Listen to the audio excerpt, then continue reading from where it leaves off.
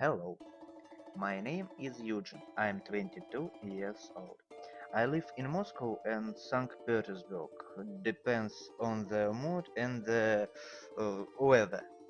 The last 6 years I live with my drums and snowboarding, and nothing more interesting in my life I don't know.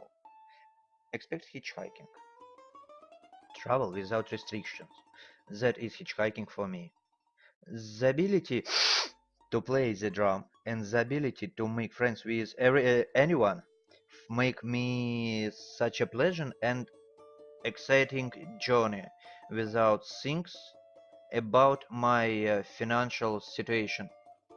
But I never wanted to bother with money for visas and hassle to obtain visas, and then found out about this exciting opportunity to travel to Latin America, which I have long sought. In September 2006, when I was in Penza, no documents, no money, and no friends, I decided to travel to Moscow for a ride.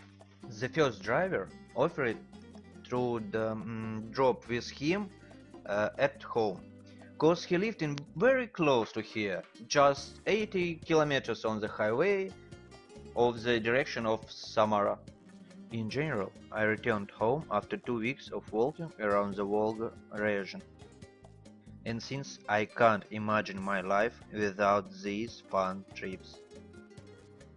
The one problem that encountered during this time, during my hitchhiking, it's a tendency to fall asleep my body uh, a couple of hours after I sit in the car. But I found a great way to deal with it. If you all time speak with the driver, you don't want to sleep? For 6 years, I traveled all visa-free space available to Russian citizenship. Russia from St. Petersburg to Lake Baikal, Belarus, Ukraine and Kazakhstan. And everywhere found friends.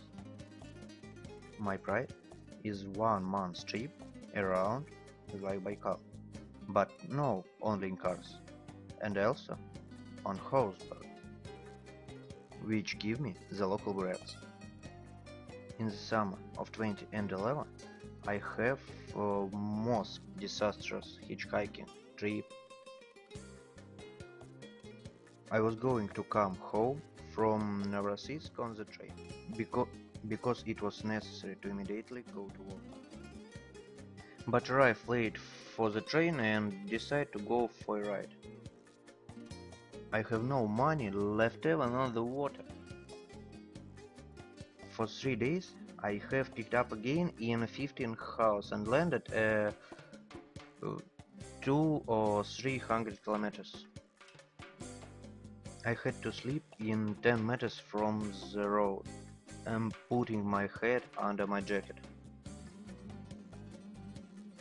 and waking up under the scorching sun of thirst.